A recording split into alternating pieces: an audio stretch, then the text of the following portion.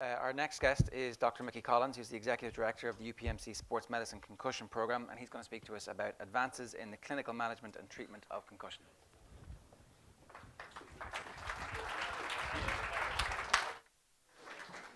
Thank you, Chair.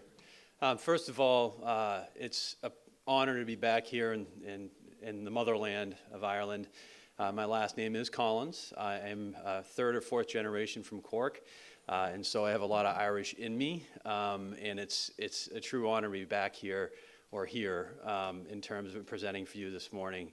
And I also want to state that we had meetings last night between the GAA, Bon Secours, and UPMC, and we had some very productive discussions about potential collaboration between those three organizations. And it's going to be interesting to see where this unfolds and how we can translate better knowledge and care and concussion care, not only here in Ireland, but across Europe. This is an area that is hot. It's a very hot topic. And I personally feel that we've learned so much about concussion, and this is a treatable, manageable injury that the pendulum has swung from here, smelling salts on how many fingers am I holding up, to here, which is mass hysteria. And the truth is somewhere in the middle here, that it's worse than we thought. It's not as bad as it's being made out to be. And we need to normalize this injury and provide really specific strategies and ways of treating concussion. And that will lead to a real coherent approach to managing this injury. As my slide says, my given name is Michael, but everyone calls me Mickey. But for here in Ireland, I think we're going to go with Michael, because I think I have a little more street credibility here with the Michael name. So from now on in Europe, I'm Michael Collins and not Mickey Collins. But it's very nice to be here. The goals of my lecture this morning are multiple-fold. I thought I would start by presenting a case example as it relates to concussion in the National Football League and what we see. I work with the Pittsburgh Steelers. I'm going to present an injury from that team. I want to discuss the pathophysiology of this injury, and perhaps more importantly, discuss what we're learning in terms of different clinical profiles and different types of concussions. We are starting to realize that there are different types of injury. Different types of injury beget different treatments, different rehabilitation approaches, different outcomes, and really looking at this injury in a homogeneous way is not effective. It needs to be looked at in a heterogeneous way, which is the way the injury does in fact play out. I'm going to be discussing how we approach an in-office evaluation, which I feel, frankly, a lot of discussion is going to occur today on the on-field and on-pitch management. I don't want to... That's pretty easy. If you have symptoms of concussion, you should be out of play. It's not easy to recognize it sometimes, but you're taken out of play. That's the easiest part of the discussion. Really what I'm focusing on here is how do we treat it once the injury happens in an office-based setting, and that's where the real progress is occurring. And lastly, I'm going to talk about recovery rates and risk factors that predict the worst outcomes in terms of what we see. And then I'm going to get back into the case study. So I'm going to start with a case study, do some teaching, and get back to the case study at the end of the lecture here. So let's go over a case. This is a professional NFL football player. This is perhaps the best wide receiver in the NFL. For my money, he is the best wide receiver in the NFL. This event you're going to see in video is in the fourth quarter of a playoff game, in which, of course, if you lose that playoff game, you're out. There's a lot riding on this. This is the end of the game.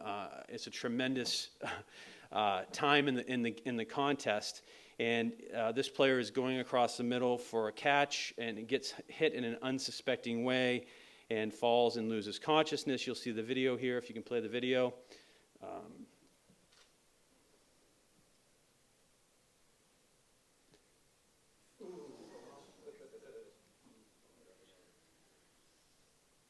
And the word concussus literally translates from Latin to English to mean to shake violently. And yes, you think of us as wimps in America because we use helmets, but the reality is we cannot prevent the egg yolk from moving inside the eggshell. And helmets, in fact, have actually led to probably more concussive injury. They do a great job preventing against skull fracture, intracranial bleeds. But when you use your helmet as a weapon, we're seeing more concussive events occur as a result. Now, after this video, This player loses consciousness for about 2 or 3 seconds. You can see that he is, loss of consciousness is coma. Eyes are closed, unresponsive, not moving. He has about a brief period of post-traumatic amnesia where he does not remember the hit itself. The next thing he remembers is sitting on the bench on the sideline. This is an easy case. The team medical staff of the Steelers, Joe Maroon, Jim Bradley, very good folks at UPMC, saw the athlete, obviously, who was taken out of play. It's a no. This does not occur in America where we put someone back to play after an event like this any longer. It used to happen 5 or 10 years ago. Doesn't happen any longer. His immediate symptoms, and this is one of the toughest individuals you'll ever meet. He reported a headache, drowsiness. He did report some blackened vision bilaterally early on, and he felt this kind of slow, wavy, foggy type of dizziness, and that's a very predictive symptom that I'll be discussing. He was removed from play. He ended up getting a CT and MRI, which were both unremarkable. CT does not pick up on concussion, nor does MRI. And then, the subacute course, the next day he was reporting a headache, about a 3 out of 10 in terms of severity, a little bit of light sensitivity, noise sensitivity, but smile on his face, normal looking, normal walking, normal talking individual. He's having some subtle symptoms, which is quite remarkable given what you saw in that video. And at that point, the Steelers won, and there's a huge game in 7 days. And we have to determine the readiness of the player to go back to play, and that's my job, collaboratively with other clinicians at UPMC to help determine that issue. I'm going to get back into this case later on after I educate you on a little bit of what we're learning about this injury in terms of its post-injury manifestation and how we treat this event. So first, let's talk about what happens in the brain when we have a concussion. Again, the word concussus translates from Latin to English to mean to shake violently. When the brain moves inside the skull, we actually have a release, extracellular release of potassium. The membrane of the neuron is stretched. Potassium leaks out of the cell, increasing the demand for glucose or hyperglycolysis. At the same time, that potassium, there's an efflux of potassium. We actually have an influx of calcium, which results in decreased cerebral blood flow. And at the very time the brain is demanding more energy, we actually have reduced supply of energy via reduced cerebral blood flow. And as a result, the neuron is starved for energy. And we know this. This has been reported on in the animal model world for a while. There's a pretty good consensus now on the pathophysiology of this injury. However, what we're finding is that when this metabolic crisis occurs in the brain, we actually find that different systems in the brain can become decompensated. And that's where we're starting to translate this knowledge to better understanding the different types of injuries that we see in regards to concussion. And we've started to establish in our program what we call different clinical profiles of the injury. If there's 30 different types of knee injuries, why do we think there's one type of concussion? The brain is infinitely more complex, and we have several different types of problems that can occur after a concussion. With all due respect, one of the problems with the international consensus statements, and there are a few problems with the international consensus statements, one of the problems is the fact that they treat the injury in a homogeneous way. One size fits all. That is not how we can approach the injury because it's very heterogeneous. And what we're learning here is the fact that we've actually identified 6 different clinical profiles of problems that are associated with concussion. And if you think about the brain in this metabolic crisis, we see certain systems decompensate from that metabolic challenge. And we've identified 6 different problems that can occur. Difficulties with the vestibular system, which is not necessarily the ear, it's more central vestibular dysfunction, where we see that system decompensate. And patients that have a decompensated central vestibular problem are going to be reporting the slow, wavy kind of dizziness. And we've actually shown that to be the best predictor of poor outcome from concussion. Patients will have a lot of environmental sensitivity. That system's job is to coalesce and interpret movement, stabilize our vision when we move our head, cancel out busy environments. Interpretation of motion and movement is what that system does. And when that system is decompensated, that signal comes through aberrantly, and it causes this real sense of fogginess or slow, wavy dizziness. Now, what's interesting about the international consensus statements is that if you read that carefully, they will tell you that you cannot work patients out until they're symptom-free. Well, how do you treat a vestibular problem? You treat a vestibular problem not by rest, but by exposure. We actually have to expose that system back to complex environments to, in fact, cause that system to normalize and desensitize. And so the very recommendations that are made internationally in terms of rest, rest, rest doesn't apply to this type of concussion. And in fact, if you rest, rest, rest, you're not going to see the system recompensate appropriately. We also see problems with the oculomotor system. And of course, these two systems are related. However, we see a lot of difficulties with eye movements, convergence of vision, divergence of vision, accommodation of vision. And if you have an isolated problem to this system, that's more commonly associated with frontal headaches and fatigue and difficulties in math and school and taking notes in school. Whereas if you have problems with this system, you're going to have more difficulty in busy environments and dynamic movement and exertion. And so they're two different presentations. You can have both, but you can also have one in isolation of the other. And the way we're going to treat and rehab this is entirely different than the way we treat and rehab that. Cognitive fatigue is something that we see commonly. These are the kids that run out of gas at the end of the day, have this sort of end-of-day symptoms, and we treat that differently. Migraine is something that we've done a lot of research on. By definition, that's kids with headache and light and noise sensitivity. Typically, there's a family history of migraine in these patients. And we treat migraine differently than we would a vestibular problem or an oculomotor problem. The point I'm trying to make, and this deserves a full-day course, frankly, we could sit here for an entire day and go over this model and describe very specific treatments that we have for each subtype of concussion. And not only that, but it gets very complex when you actually have multiple circles that are at play. And our treatment and rehab of this injury is very active, it's very specific, and it's completely dependent upon where they fall on this model and how we approach it. There is emerging research in supporting this clinical profile model, extensive research supporting it. We will see what happens in Berlin. I just don't think the field is going to benefit from a homogeneous approach with this injury. It is too complex. I'm not going to go into great detail here, but I wanted to share with you the fact that we do see different symptoms for each profile that we see. And there is some overlap of symptoms between these different cognitive profiles, but there's also very specific symptom patterns that we experience in patients. Again, like oculomotor problems are going to be very headachy, very tired, difficulties with ocular-based tasks, obviously, whereas the vestibular patients are going to be much more environmentally sensitive, movement sensitive. If we work a patient out with this problem in isolation, they have no symptoms whatsoever, because that's not the system that's affected. Whereas if we move these patients dynamically, we're actually going to get symptoms when we move them dynamically. And so, for example, if you put someone on a treadmill and you don't move their head, we actually don't see many problems in patients with a vestibular problem. But as soon as you start moving them dynamically, that's when that system, that will bark at you and you'll feel dizziness and fogginess, et cetera.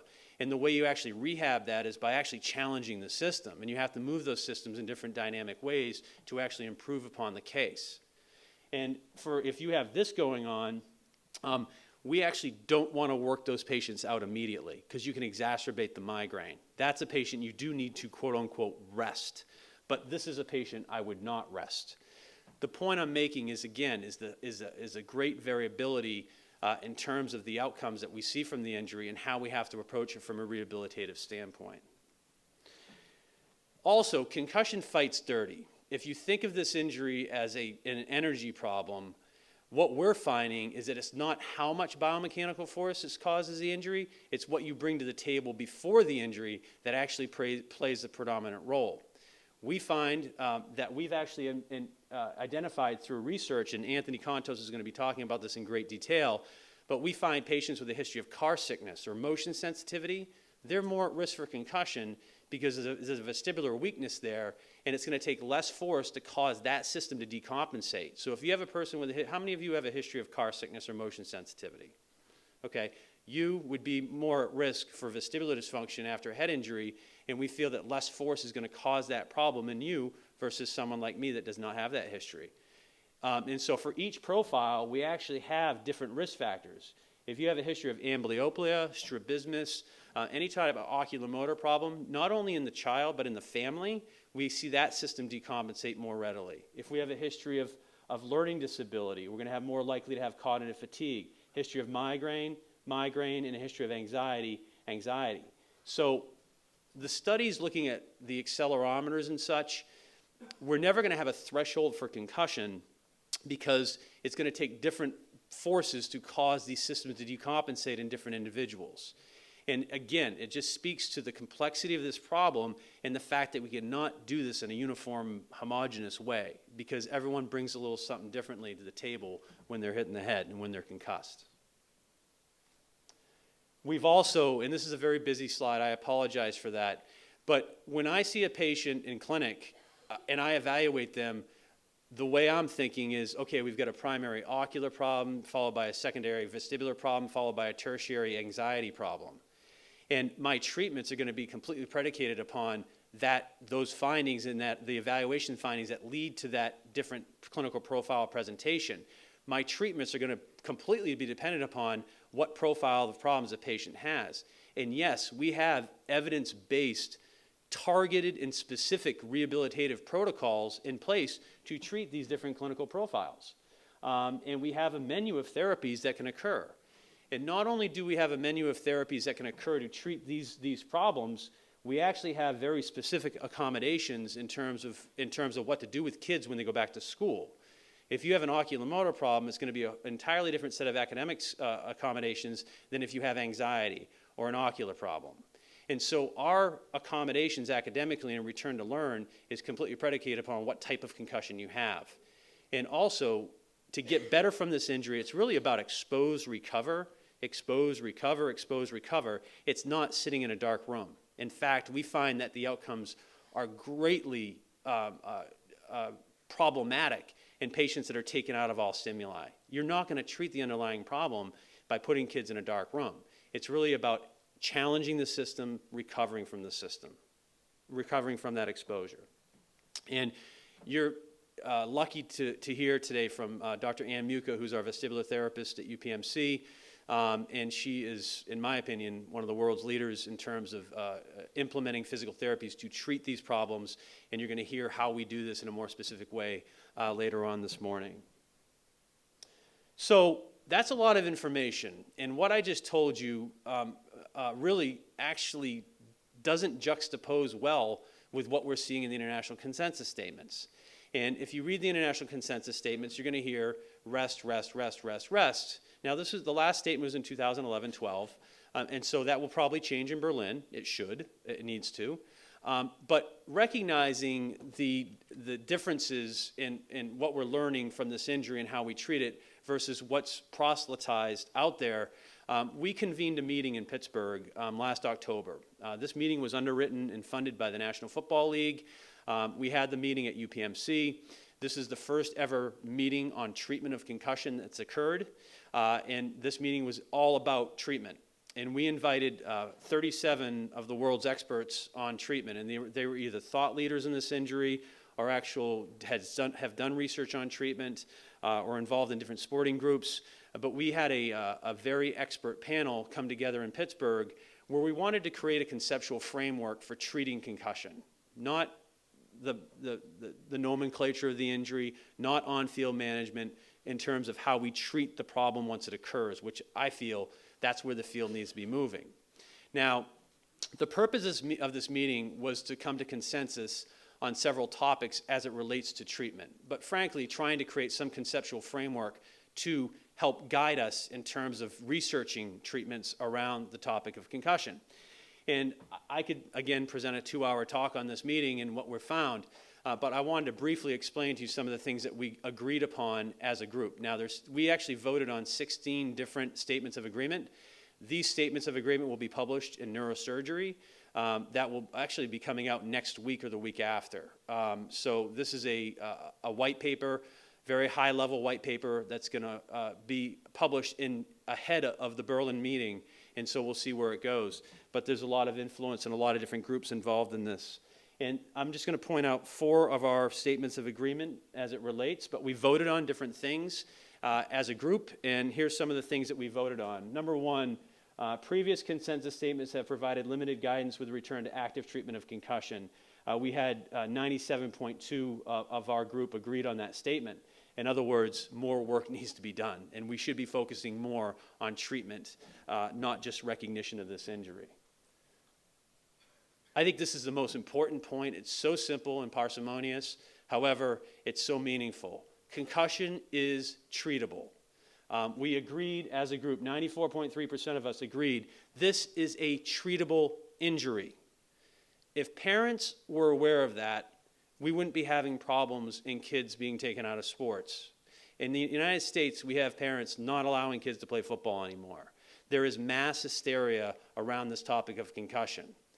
If you as a parent learned that, okay, you've had a concussion, this is the type of concussion you had, this is what we're going to do for treatment and rehabilitation, and we may take some time to be out of play, but we're going to be able to get the athlete back to play safely, that's a whole different discourse than you have a concussion and we're worried about long-term permanent brain damage. And that's where we need to go as a field, is to normalize this for parents, because we really do feel this is a treatable, manageable event. The problem exists is that there's confusion, and there's a lot of concern and worry. And I'm so impressed by the number of people here today. We need to do a better job of getting our arms around this injury and providing active approaches to treatment. That's where we need to go as a field, and that's where we're heading very clearly. Another statement, matching targeted and active treatments to clinical profiles may improve recovery trajectories following concussion. We agreed upon this. It's a pretty simple concept. Here's the type of concussion you have. Here's the treatment that we have. Let's marry those two and get the patients rehabbed. Now, we need randomized controlled trials in terms of the dosing and the timing of treatment, and there's a lot of research that needs to be done to do that, but that's where the field needs to be moving, rather than you have a concussion in this global way and not breaking it down appropriately. Number 14, active treatment strategies may be initiated early in recovery following concussion. Yes, we need to move beyond sit in a dark room and take away all the computers, take away your phones, don't let kids go to school, don't let them socialize with their friends, unplug them, and hopefully rest will take care of it. Well, it doesn't a lot of times. In some cases, you need a period of rest, and we've got to identify who those are. But in some cases, we need to actually activate these kids to get them better. And that's where the field needs to move as well. I wanted to briefly discuss how we approach an evaluation in the office at UPMC. And we have a very coherent evaluation that we're doing it's all about signal to noise, and I feel that we're getting really good signal now in terms of implementing multiple tools and better understanding what type of concussion the patient has and how to interpret those quantitative measures in terms of understanding what's actually occurring with the type of concussion they have. So very briefly, here's our program at UPMC. We have about 20,000 patient visits a year to our clinic. We have actually 7 clinics around Pittsburgh, and in each of our clinics, this is our model where we have a point guard. The neuropsychologist is a point guard in our clinics at UPMC. That doesn't mean that has to happen here. It could be primary care, it could be neurology, it could be even PM&R, other different groups. No one owns concussion, okay? There's no field that owns it. However, that person needs to be knowledgeable about how to use the right tools to measure the injury and how to implement a coherent treatment plan from the patients that you see. We get referrals from emergency rooms, primary care physios. About 50% of my patients are actually out of state in Pittsburgh. We see the most complicated cases come from around the world. I've seen a number of patients from Ireland very recently that are having lingering sequelae from these problems. A lot of European patients that come over to be treated because the answers don't exist. And we're actually treating those patients very effectively in terms of getting them better with the right treatments and approaches. We're the point guard, however, under the same roof in the same clinic, and we're very fortunate to have the support at UPMC administratively. I don't think this would exist in many places. We're very lucky to have the support of our administration. But in our clinic, we have primary care, that's in our clinic, physical medicine and rehab. We actually have approximately 25 vestibular therapists trained in Pittsburgh specifically for concussion that are spread around the city, where we get immediate access to physical therapy for these patients.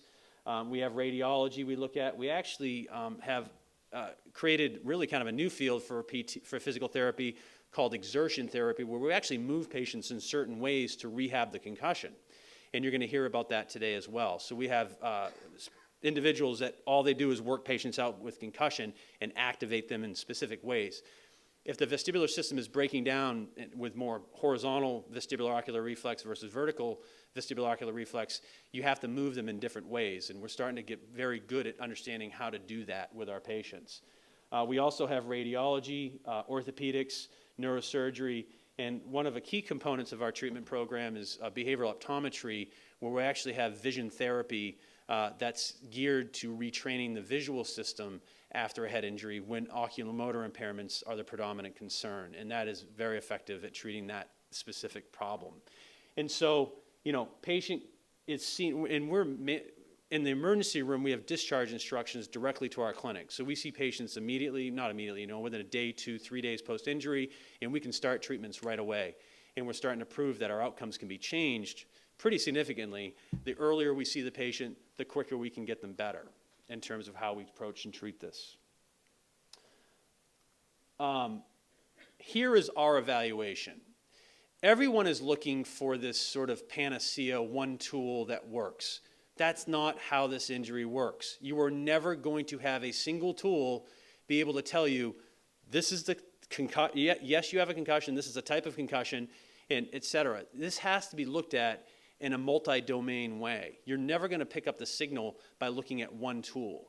You have to look at multiple different domains. And what the domains that we look at with this injury are neurocognitive, vestibular, oculomotor, symptoms, and how patients respond to working out. And so we can actually, by combining this information, we actually can then establish diagnosis. And yes, we can establish prognosis. We actually have cutoff scores in some of our tools that predict outcomes that can last a month or longer. We actually have symptoms that predict outcomes that last a month or longer. We're getting much, much better at not only diagnosis, but prognosis of the injury. When you look at your specific tools that you utilize, if you understand those tools, you can better understand which kids are going to take the longest to recover. And Dr. Contos will be going over that later on.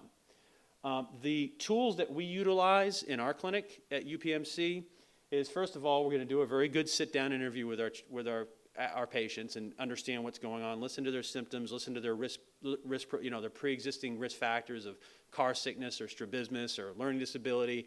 That starts to cue us into what type of concussion the patient's going to have. It's a lengthy conversation that we have with our patients.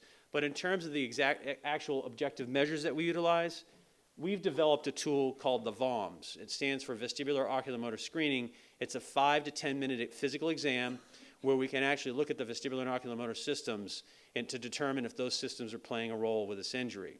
Interestingly, the SCAT, which is promoted by the International Consensus Statements, has no measure other than balance, which is a peripheral vestibular problem, has no measure of central vestibular dysfunction or oculomotor dysfunction. And so that tool is not going to hit the signal as well as it probably should. And we need to incorporate more looking at those systems as well. So I'm going to talk about that briefly in the next slide. We've also utilized computerized neurocognitive testing. Interestingly, we just received clearance from the Food and Drug Administration.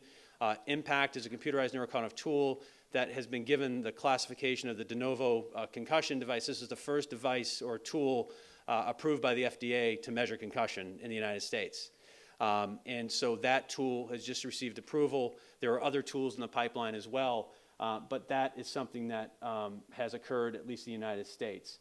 Again, when you combine this information, okay, if you think we look at concussion by looking at an impact report, we don't. We combine that with vestibular, oculomotor, symptom, et cetera, response to exertion. All that information is absolutely necessary to determine diagnosis and prognosis. So let's briefly talk about vestibular oculomotor screening. This is a whole workshop that we could give you on how we look at the vestibular and oculomotor systems. Unfortunately, I don't have the time to do that. What I think needs to occur is this meeting is going to generate a lot of questions, frankly. And hopefully we can generate some very good discussion today regarding these issues. What's really needed is detailed workshops and how we do all this stuff, but it simply can't occur in a day. But however, the VOMS is a 5 or 10 minute tool. If some of you probably are aware of this, it's been published and validated. But what we're looking at here is we're looking at specific oculomotor and vestibular functions. We get baseline symptoms in these patients, and then we see if smooth pursuits and saccadic eye movements and near-point convergence or VOR or visual motion sensitivity increases symptoms from baseline. And if you start to see provocation across these different domains, you can start to see where these systems are breaking down, and it gives you very good insight in how you're going to treat the patient as well. But things that we're looking at with this population, here's the standardized instructions. Again, this is a workshop. We have standardized instructions on how to do the VOMS. I'd be happy to send those to you. But we're looking at smooth pursuits, or the ability of the eyes to follow a slowly moving target. We're looking at saccadic eye movements in both horizontal and vertical directions. The ability of the eyes to move quickly between targets. It should be one eye movement we're seeing, not multiple eye movements or hypometric saccades. There's ways of looking at that. We also measure something called near point of convergence. How many of you have heard of near point of convergence in this room? I know Neve has. She came over in Pittsburgh and spent a day with me in clinic. That is probably one of the most sensitive measures of concussion that we're seeing, where the patient gets diplopia 5 centimeters or beyond their nose. And the eyes are not able to converge on a target in an appropriate fashion. And the oculomotor system will decompensate from this energy problem, and we simply have an inability to converge your vision on a target. And that is fully treatable with physical therapy, but it is very common and ubiquitous in our patients. If you see an exophoria, an esophoria, there's all kinds of different eye movements that can happen that need to be looked at with this population, which again is not being done with the current tools that are out there. Even the King-Devic will not see problems in this. You need to look at that specifically, okay? And the King-Devic looks at one thing, which is the saccadic eye movement. There's so much more to the oculomotor system that can be impaired beyond that single isolated problem. We also look at what we call vestibular ocular reflex. Everyone put your thumb out, look at your thumb, and now move your head at about 80 beats per minute. And you try to keep your vision on your thumb. And that right there, if you get dizzy doing that, or you feel a headache, you feel nauseous, I don't know how many of you had a concussion last night. I had a couple Guinness. I felt it a little bit this morning. But that function right there is very sensitive with concussion. Okay? And we also look at something called visual motion sensitivity, which is the ability to inhibit vestibular-induced eye movements. So don't hit your neighbor, but stick your thumb out and look through your thumb around the room and try to focus on your thumb. And by ruling out that busy environment behind you, that if you're unable to do that effectively, it produces this weird sensation of nausea, headache, dizziness, and patients with a history of motion sensitivity have pre-existing problems with that system that will become decompensated. We also, with that problem, we see a lot of patients have anxiety. And there's a strong correlation between the vestibular system and increased emotionality. Some pretty good literature on that. Same brain regions actually subserve emotional and vestibular functions. And so there's strong relationships between anxiety and vestibular dysfunction that need to be accounted for.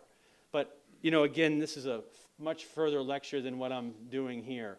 We've published extensively on the VOMS.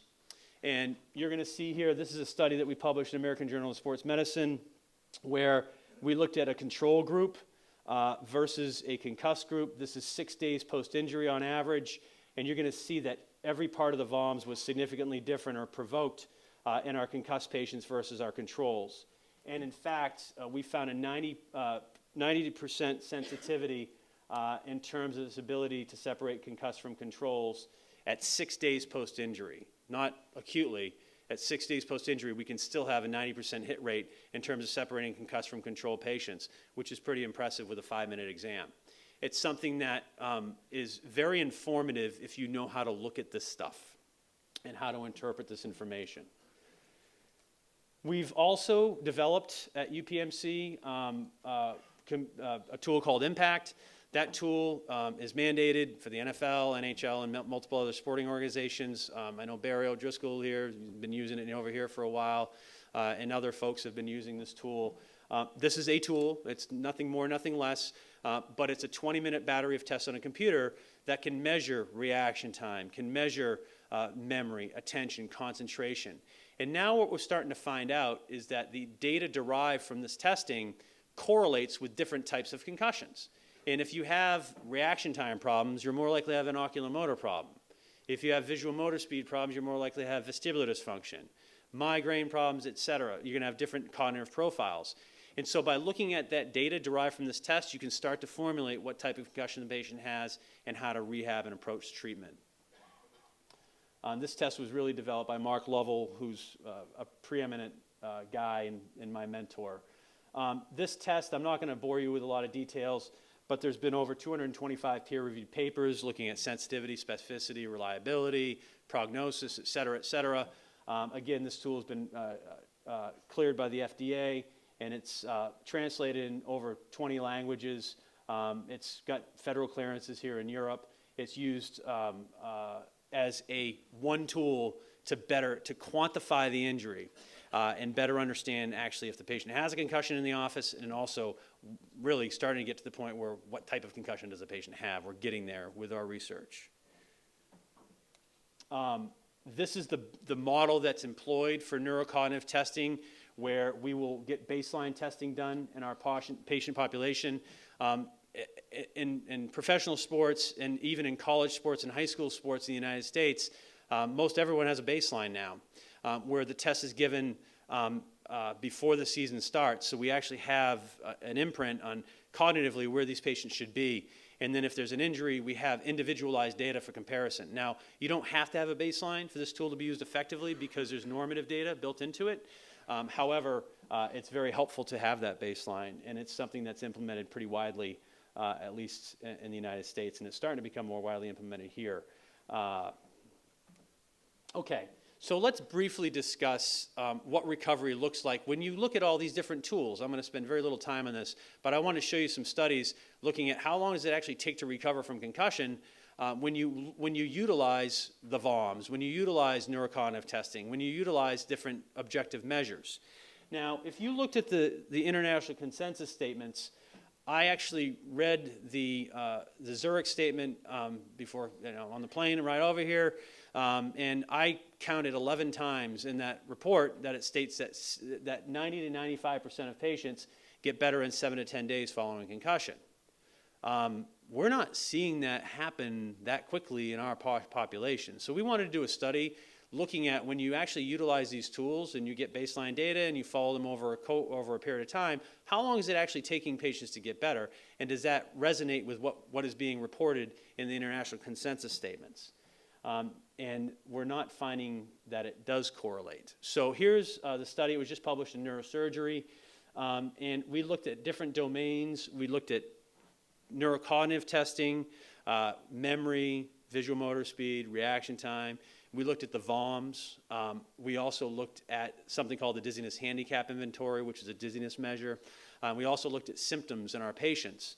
And in a high school population, these are high school and college athletes, okay? What we found in this study is that symptoms are lasting up to 3 to 4 weeks post-injury. When you look at neurocognitive function, we're actually finding significant deficits out to 4 weeks with verbal memory and out to 3 weeks with visual memory. And we're finding on the Dizziness Handicap Inventory, we're finding deficits or increased dizziness out to 3 weeks post-injury. And if you see here, this bar are females, this is males. We're finding a lot more provocation of this system in females versus males, which makes a lot of sense if you understand the pathophysiology. And we actually look at the literature. Girls are taking longer to recover than boys, probably because they're more sensitive and more provoked by the vestibular and oculomotor problems that we see. But on the VOMs, we also see deficits and problems and provocation of problems that last out to 3 to 4 weeks post-injury as well. And so even though it's being reported that recovery is occurring 90% of the time, 95% of the time in 7 to 10 days, when you actually utilize the right tools, that's not the case. It's taking longer. And we will make very strong arguments that if you manage concussion effectively, you can prevent these problems from happening. You know, proper management is the best form of prevention. And so that on-pitch management, once the patient's taken out of play, that's really when the work begins. We have to utilize the right tools to get these patients to better understand when they're recovered so we can get them back to play safely. And, you know, I think a lot of this 7-day thing resonates because games are in 7 days, right? You know, the reality is the brain doesn't work that way. And if it takes 10 days or 16 days or 19 days, it's okay. Do not put these kids back to play until they're recovered from the injury, and be better informed how to measure that and understand that process. We've published a lot on risk factors. I'm not going to bore you with the details, but we're finding that these factors predict the longest outcomes. High school kids take longer to recover than college athletes and professional athletes. Migraine, pre-existing migraine predicts worse outcomes. Learning disability, being female, motion sickness. As you're going to hear from Anthony, we found that on-field dizziness is set up to 6.5 times more predictive of worse outcome than any other symptom, including loss of consciousness. And that's, again, that vestibular system is decompensating. Those symptoms that come from that predict the worst outcomes. All right, so in wrapping up, I wanted to get back to our case study. Here's the video. Go ahead and play it again. Now that you've seen this, you start to understand how we're going to look at this and how we're going to determine if this guy is ready to play in one of the biggest sporting events in our country. This is big-time consequences. A lot riding on this for the team, for the patient, and for the city, and for the Roonies, who was the ambassador to Ireland. So there's a lot going on here. And we're a lot of connections between Pittsburgh and Ireland, which I'm very proud of. But anyhow, I saw this individual. I'm called in to see these patients the next day, 2-3 days post-injury. Dr. Maroon, our neurosurgeon, Dr. Bradley, our orthopedic surgeon, John Norwig, our athletic trainer, Tony Yates, our team physician, deal with the on-field management. They're exceptional. The patient was taken out of play immediately. He was not evaluated by me until 4 days post-injury. So I'm seeing this guy. The injury happened on Friday. I'm seeing him like on Tuesday or something. Their game is on Saturday or Sunday of the next weekend. So I get called in to evaluate this guy. When I see him, he's got a big smile on his face. He walks in the room, shakes my hand, and I'm like, "How you feeling?" And he said to me, "I'm feeling really well. I'm doing good. You know, I have a little bit of a headache, 1 out of 10 in terms of severity. It's in the front region of my head. I'm a little bit light sensitive. I noticed yesterday when I was in the team meeting, I was taking notes, and I got a little bit of a headache. But I'm cool, I'm good, I'm ready to go. I'm ready to play, I want to play." He reported a little bit of fatigue and some irritability. So what we do in evaluating this patient is we're going to do our neurocognitive testing via IMPACT. We're going to do the VOMs. We're going to talk to the patient. Now, when you look at the IMPACT data on this individual, these are normative data. There's 4 summary scores in the testing: verbal memory, visual motor speed, and reaction time. These are percentiles as to how he compares to same-age peers. And even though this patient has a very low symptom score of 7, okay, his memory function is well below the first percentile. That means that 99 out of 100 guys are going to do better than him. It's horrible. Very low score. And basically, and he's like that across the entire exam. We see this in patients that have multiple different clinical profiles that are ongoing. Okay? If you have a specific clinical profile, you may have different deficits, but if you have global impairment across this battery of tests, you're very likely involving different domains and different dysfunction. Okay? We also did the VOMs, and I know you've never seen this before, so I can't spend a lot of time looking at this, but we get, you know, this is where he was at baseline before doing the different measures in the VOMs, and you can see his symptoms increased with VOR as well as visual motion sensitivity. You know, relative to what we see in high school kids, this is very minimal provocation. So he's telling you he's feeling symptoms, but it's pretty mild. But based upon this data, I'm not confident that this guy is going to be able to play in 5 days. And then when you start to when you show him the data and start to talk to him, he's like, yeah, man, I'm actually feeling a little worse than what I told you when I walked in the room.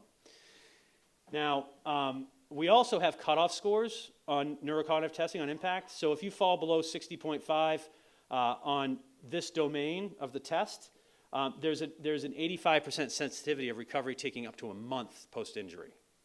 And if you look at his data, we actually have 4 of those domains all fall below those cutoff scores. So we have 85% sensitivity just from one measure, but all 3 are falling well below the cutoff. So even though he's telling you he's well, he's not well. And it doesn't take much to see that, okay? And it's my job to put this guy back in the field when he's ready. And I know there's a playoff game, but his health comes first, period. The only way you're going to run into problems with this is by managing it incorrectly. It's our job to do that. Everyone in this room needs to manage these kids and athletes the right way. So we actually determined, based upon our evaluation, that there was not only migraine. Migraine was the primary profile, vestibular and oculomotor dysfunction. We saw impaired neurocognitive performance. What we do to treat this, when you have overt migraine at play, there's not a lot we can do from an exertion standpoint with this guy right now. If he didn't have the migraine involvement, I probably would have started working him out. We actually allowed him to do a stationary bike. So we actually got him on a bike right away, but we didn't allow a lot of dynamic movement because in that case, it's going to really make his migraine a lot worse. We wanted to let that settle down for a few days, reevaluate to see if we could start treatments in the form of vestibular therapy. And we also needed to see him back in a couple days to see by chance if he was going to be ready for the playoff game.